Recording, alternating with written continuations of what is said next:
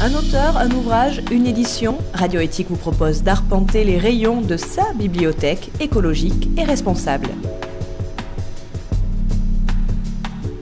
Qu'elles soient suaves, brûlantes ou discrètes, les épices s'utilisent partout dans le monde. Mais savons-nous correctement les employer?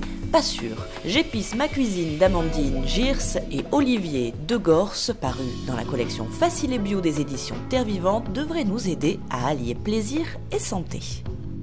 J'ai constaté au cours de mes ateliers de cuisine que les gens n'osaient pas utiliser les épices.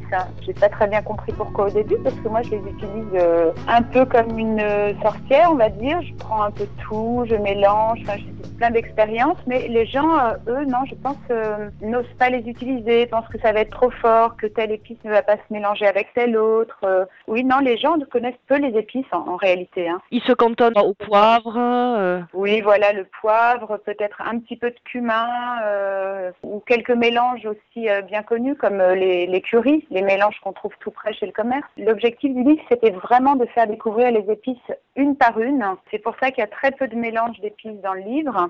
J'en parle, je les présente, je les explique. Mais j'ai essayé de choisir pour chaque épice la recette qui pourrait bien convenir et qui va permettre aux gens de découvrir la saveur particulière de cette épice et pouvoir ensuite devenir aussi un peu sorcier ou sorcière à la maison et faire après ces expériences. Alors, vous les expliquez une à une en essayant de décrire à la fois leur goût et leur type d'utilisation ou d'emploi et les éventuels bienfaits qu'elles peuvent apporter sur la santé. Tout à fait. J'ai rédigé une assez longue introduction justement pour faire découvrir les épices, la manière de les choisir aussi, parce qu'on n'achète pas forcément les épices en poudre. C'est très bien d'utiliser les épices entières et de les moudre à la maison. Donc, dans l'introduction, je parle des vertus des épices, des vertus médicinales, les propriétés digestives. Enfin, elles ont un intérêt nutritionnel incontestable et très, très, très nombreux. J'explique aussi la manière donc de les acheter. Je donne quelques conseils de conservation, de mélange, etc. Et pour que ce soit simple, j'ai réalisé un tableau, page 13,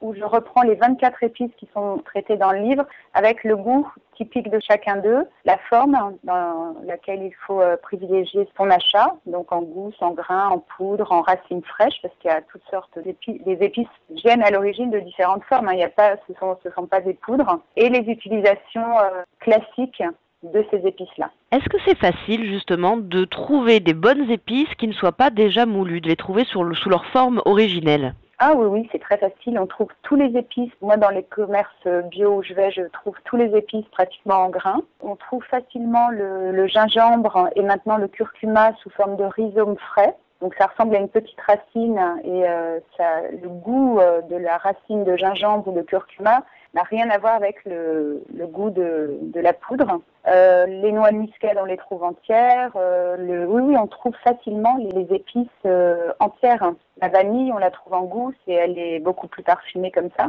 Alors, lançons-nous, maintenant que nous avons acheté les épices sous la bonne forme. On a du matériel pour moudre et râper si besoin. Quelles seraient les 3-4 épices que vous ajouteriez sur les étagères de nos cuisines? Celles qui manquent vraiment. Je commencerai par un grand classique qui est le poivre. Parce que les poivres, il y en a des dizaines et des dizaines de sortes. Donc, commencez par acheter un bon poivre et pas un poivre en poudre, mais un poivre en grains et le mettre dans un bon moulin pour rehausser ses plats. Donc, je dirais le poivre. Et puis, je reviens sur le gingembre ou le curcuma frais en rhizome. C'est vraiment une merveille. Donc, je mettrai ça dans mon placard. Oui, je conseillerais peut-être d'utiliser quelques mélanges bien connus comme le curry, qui est un mélange d'épices indiennes. C'est pas une épice, c'est un mélange d'une dizaine d'épices différentes qui changent d'ailleurs selon les régions et les familles en Inde. Voilà, donc un bon poivre, du cumin, du gingembre et puis un mélange d'épices. Alors moi, dans votre ouvrage, j'ai remarqué quelques épices que je ne connaissais pas et pourtant j'essaie d'épicer mes plats à peu près régulièrement. Il y a le galanga, je ne savais pas du tout ce que c'était, et également le nigel. Le galanga. Alors le galanga, c'est un épice du coup qui est assez rare à trouver. On le trouve en poudre dans les magasins bio. Ça ressemble au gingembre en fait. C'est une petite racine un peu moins charnue que le gingembre. C'est un épice qui provient d'Indonésie et qui est légèrement plus citronné que le gingembre. Donc, quand on a la chance de le trouver dans les épiceries peut-être asiatiques ou sur les marchés en rhizome, c'est bien de l'acheter comme ça. Sinon, on le trouve en poudre et on l'utilise. Alors moi, je l'utilise la plupart des épices pour vraiment différentes recettes. On peut l'utiliser dans des soupes, on peut l'utiliser dans du riz, on peut l'utiliser dans des légumes.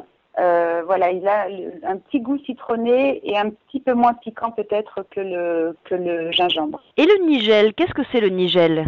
Alors la nigelle, peut-être qu'elle est très connue des auditeurs par sa fleur. C'est une jolie fleur en forme d'étoile bleue qui pousse dans les jardins avec un feuillage très ciselé. Et ça donne des petites graines noires qui sont assez connues, je pense, en Moyen-Orient. On rajoute ça dans les pâtes à pain ou alors dans les crackers. On peut en trouver dans les crackers. C'est très bon aussi sur tout ce qui est fromage, un peu comme le cumin si vous voulez, les fromages, les crudités.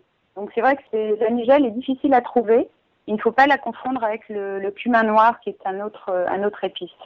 Les épices sont très connues en cuisine, dans les préparations salées, sucrées, mais j'ai aussi tenu à rajouter des recettes un peu plus originales, hein, parce qu'on peut aussi utiliser les épices, par exemple, dans des boissons, des tisanes et des infusions. Peut-être que les femmes allaitantes connaissent l'infusion de fenouil qu'on prépare avec des graines de fenouil, pas avec la plante. Donc voilà, à l'instar de ce type d'infusion, j'ai proposé quelques recettes de sirop de gingembre, un kéfir de fruits au gingembre, du chocolat chaud parfumé à la vanille ou toute une série de boissons épicées avec les vertus qu'elles peuvent nous apporter, soit digestives, soit favorisant le sommeil, etc. Et j'ai ajouté évidemment un chapitre avec quelques sauces.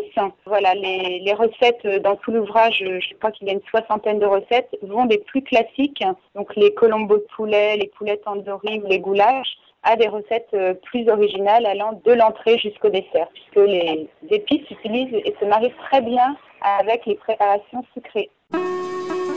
J'épice ma cuisine d'Amandine Girs et Olivier Degors, paru dans la collection Facile et Bio des éditions Terre Vivante. Un ouvrage, une édition, Radio Éthique vous propose d'arpenter les rayons de sa bibliothèque écologique et responsable. Qu'elles soient suaves, brûlantes ou discrètes, les épices s'utilisent partout dans le monde. Mais savons-nous correctement les employer ? Pas sûr. J'épice ma cuisine d'Amandine Girs et Olivier Degors, paru dans la collection Facile et Bio des éditions Terre Vivante, devrait nous aider à allier plaisir et santé. J'ai constaté au cours de mes ateliers de cuisine que les gens n'osaient pas utiliser les épices. J'ai pas très bien compris pourquoi au début, parce que moi je les utilise un peu comme une sorcière, on va dire. Je prends un peu de tout, je mélange, j'ai plein d'expériences, mais les gens, eux, non, je pense, n'osent pas les utiliser, pensent que ça va être trop fort, que telle épice ne va pas se mélanger avec telle autre. Oui, non, les gens connaissent peu les épices en réalité. Hein. Ils se cantonnent au poivre Oui, voilà, le poivre, peut-être un petit peu de cumin, ou quelques mélanges aussi bien connus comme les currys, les mélanges qu'on trouve tout près chez le commerce. L'objectif du livre, c'était vraiment de faire découvrir les épices une par une. C'est pour ça qu'il y a très peu de mélanges d'épices dans le livre. J'en parle, je les présente, je les explique.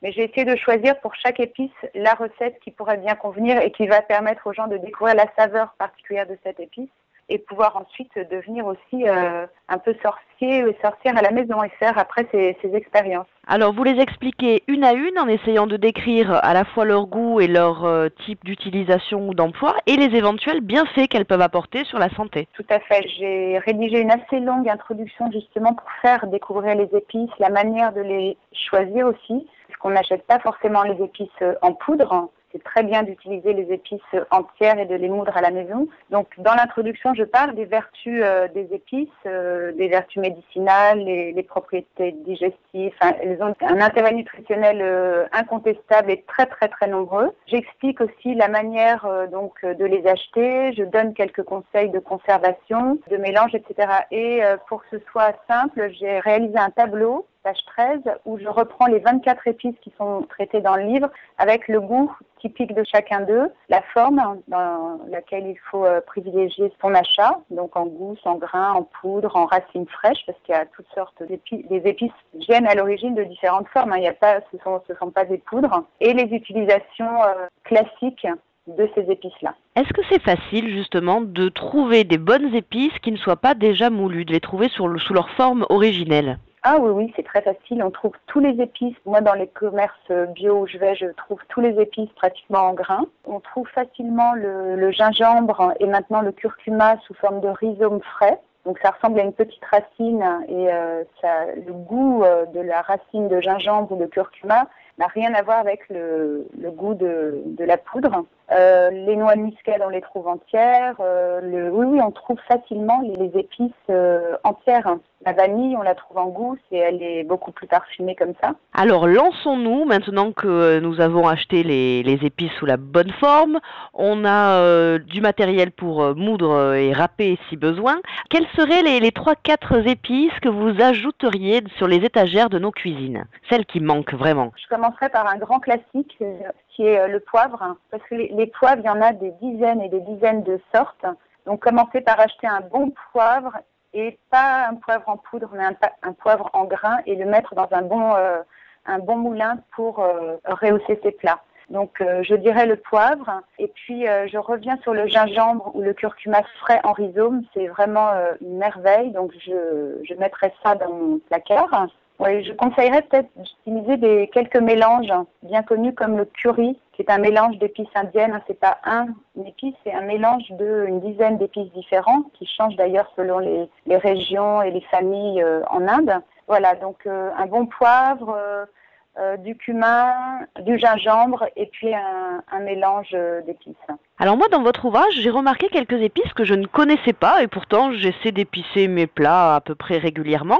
Il y a le galanga, je ne savais pas du tout ce que c'était, et également le nigel. Le galanga. Alors le galanga, c'est un épice du coup qui est assez rare à trouver. On le trouve en poudre dans les magasins bio. Ça ressemble au gingembre en fait.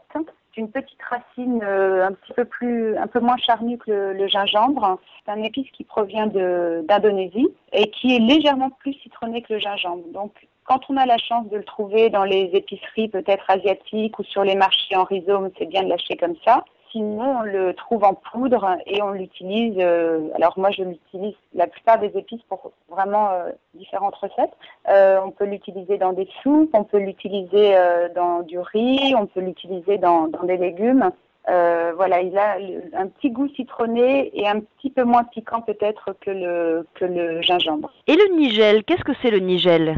Alors la nigelle, peut-être qu'elle est très connue des auditeurs par sa fleur. C'est une jolie fleur en forme d'étoile bleue qui pousse dans les jardins avec un feuillage très ciselé. Et ça donne des petites graines noires qui sont assez connues, je pense, en Moyen-Orient. On rajoute ça dans les pâtes à pain ou alors dans les crackers. On peut en trouver dans les crackers. C'est très bon aussi sur tout ce qui est fromage, un peu comme le cumin si vous voulez, les fromages, les crudités. Donc c'est vrai que la nigelle est difficile à trouver. Il ne faut pas la confondre avec le cumin noir qui est un autre épice.